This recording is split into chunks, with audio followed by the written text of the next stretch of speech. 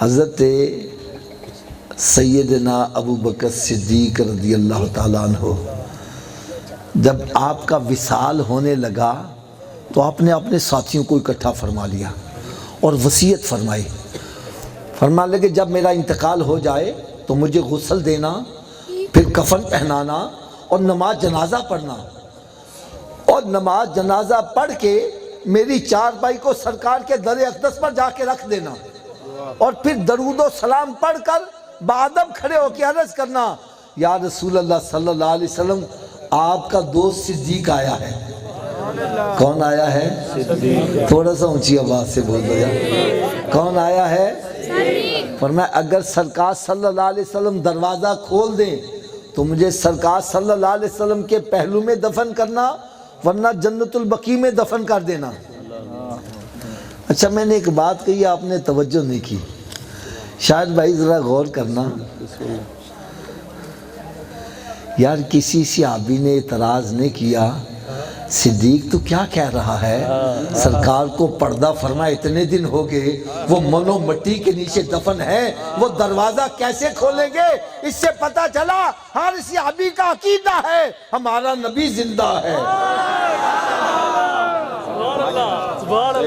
ہمارا نبی، اونچی بولو ہمارا نبی. اسی لیے اعلیٰ حضرت عظیم البرکت رحمت اللہ لکھتے ہیں تو زندہ ہے واللہ، تو زندہ ہے واللہ میری چشم عالم سے چھپ جانے والے. تو صحابہ کرام علیہم رضوان نے وصیت پر عمل کیا، چارپائی لا کر رکھ دی اور درود و سلام پڑھنے کے بعد عرض کرتے ہیں یا رسول اللہ صلی اللہ علیہ وسلم آپ کا دوست صدیق آیا ہے. ارے حدیث مبارکہ اٹھا کے دیکھو، میرے آقا صلی اللہ علیہ وسلم نے اسی وقت دروازہ بھی کھول دیا اور مزار پر انوار سے آواز آئی اوصل الحبیب الی الحبیب، ارے دوست کو دوست کے ساتھ لٹا دو. میں نے کہا صدیق تو وہ ہے جس کے پردہ کرنے کے بعد بھی سرکار نے اس کو اپنا دوست ہی قرار دیا. اب آ جائیے اہل بیت اطہار کی طرف بھی. جس علی کا نعرہ لگاتے ہو، نعرہ حیدری پہ آواز اونچی کرتے ہو، یار اس علی کی تو ابتدا بھی مسجد ہے، انتہا بھی مسجد ہے. میں غلط ہوں، خدا کی قسم میرا لحاظ نہ کرو، میری جھولی میں ڈال دو. حافظ صاحب تم غلط کہہ رہے ہو، میں سب کے سامنے معذرت بھی کروں گا. یار اگر میری بات سچی ہے تو خدا را پھر عمل کرو. علی کی ابتدا بھی مسجد ہے اور اونچی بول دو یار، اور جو مسجد میں آتا ہی نہیں ارے اس کا علی سے کیا تعلق ہے؟ مسیتوں باری بھنگ پی کے، چرس پی کے، شراب پی کے تے نعرہ مارے علی علی.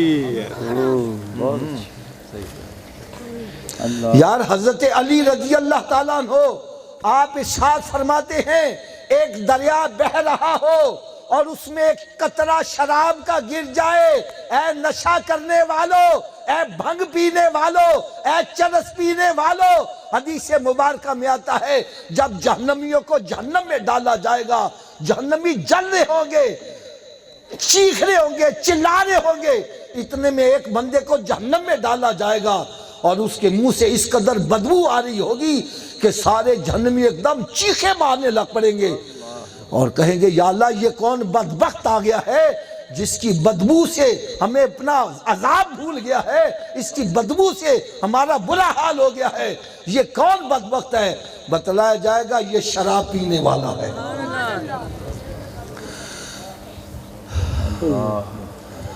علی کے نعرے لگا کر بھنگ پینے والوں، چرس پینے والوں، علی کا جواب سنو. آپ نے ارشاد فرمایا ایک دریا بہ رہا ہو، اس میں شراب کا ایک قطرہ گر جائے اور پھر دریا خشک ہو جائے، وہاں گھاس اگے. فرمایا علی وہ گھاس اپنی بکریوں کو بھی چرانا پسند نہیں کرے گا. یار ایمانداری سے بتلاؤ جس علی کو شراب سے اتنی نفرت ہے تو جو بھنگ پیتا ہے، چرس پیتا ہے، کیا اس کا منہ اس قابل ہے کہ اس میں سے علی کا نام لیا جائے؟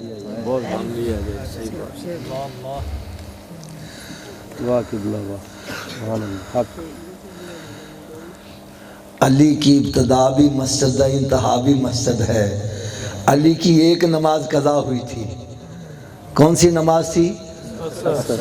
اچھی بول دو یار، شاید بھائی گل کرن لگا مزہ توجہ نہ سننا۔ کون سی نماز قضا ہوئی؟ اس سے پتہ چلا کہ علی سنی تھے، وہ ظہرین پڑھنے والے نہیں تھے۔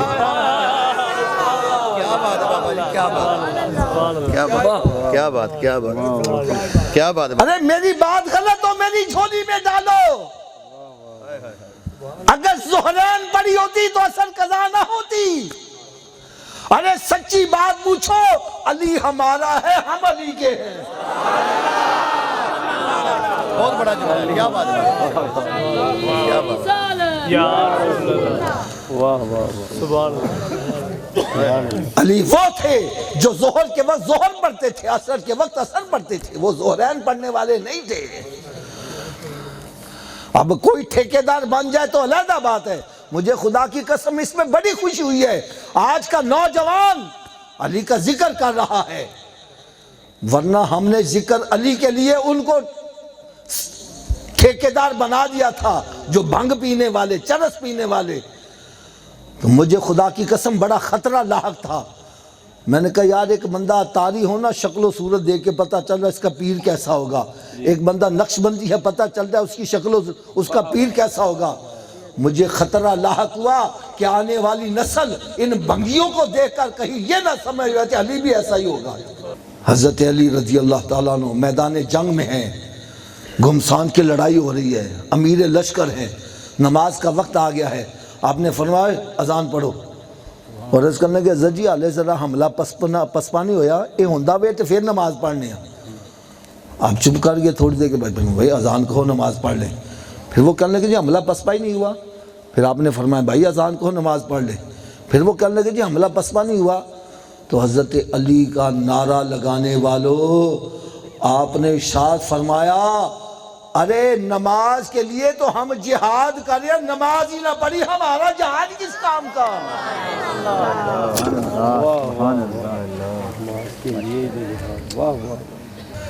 اب بھائی دیکھو میری بات سنو، ایک بڑی مشہور حدیث ہے، عموماً مسجدوں کے باہر بھی لکھی ہوتی ہے، الصلاۃ مفتاح الجنہ، نماز جنت کی چابی ہے۔ نماز جنت کی اونچی بولو۔ اچھا چابی تو بغیر تالا کھول لو گے تو چابی دا بندوبست پھر مرن تو بات کرنا چاہتے کہ پہلے؟ اچھا دو گلاں دا تسی قرار کیتا وے، پہلا تو یہ کہ چابی تو بغیر اسی تالا، دوجا اقرار کیتا کہ مرن تو پہلے چابی دا بندوبست کرنا میں۔ پھر جدو مسیتیں آواز آندی حیا علی الصلاۃ چابی واسطے، پھر آندے کیوں نہیں؟